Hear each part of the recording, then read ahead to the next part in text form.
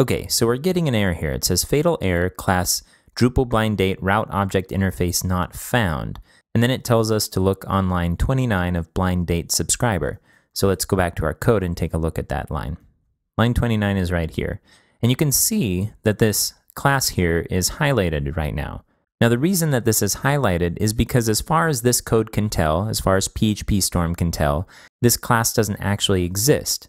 And if we look at the error message, I'm going to jump back to the browser here. It says class Drupal blind date route object interface. Now, in our module, we haven't defined any route object interface. We might not even be sure what that is. So why is it looking for it in this namespace? Well, the reason is because we haven't set up an alias for wherever this class is supposed to be found. So if we do a search, I'm going to go back to our code, and let's do a search for route object interface route name across our code base. So I'm going to pull up this search, click find, and we see multiple examples here. Some of these pull from a request variable that gets defined earlier on in the code or gets passed in, like here. So let's find one that looks more like what we have. All right, so we're going to skip this one because it's in blind date subscriber. We'll continue to go down. All right, here we go in block module, Drupal request. So this is a similar structure to what we're using in our code. And if we look over here in the file, again, this right-hand side is a preview of the file that this is found in, so block.module. We see Drupal request, attributes, get, route object interface, route name. And if we scroll up to the very top of this file, I'm just going to keep scrolling, we see that we're using Symfony CMF component routing route object interface. And this is the line that we're missing.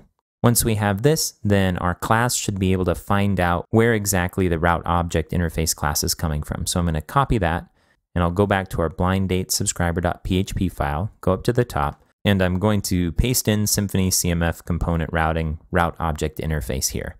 Now if I save this and I jump back to the browser and refresh, we'll see we can now load our admin page. So this is half the story. Let's see if we're properly overriding our blind date page. So I'm going to put in blind date, go to that page. Aha, blind date, get it. So we're overriding just this page, it looks like, as far as we can tell. So things are working right.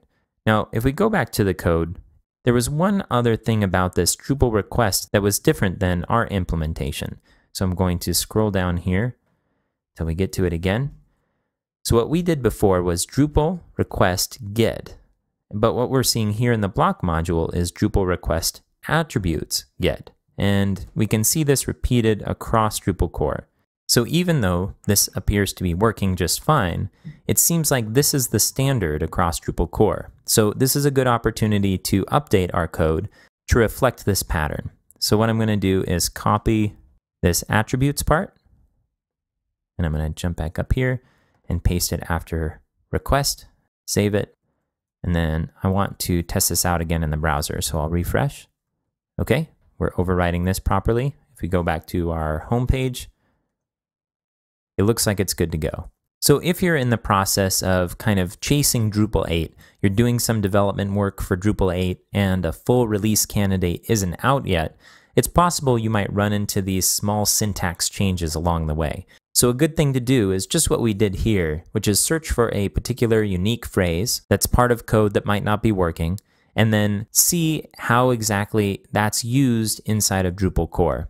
And if there's any variations between what you're doing and what core is doing, adapt to what core is doing, because that's always kind of the touchstone of truth.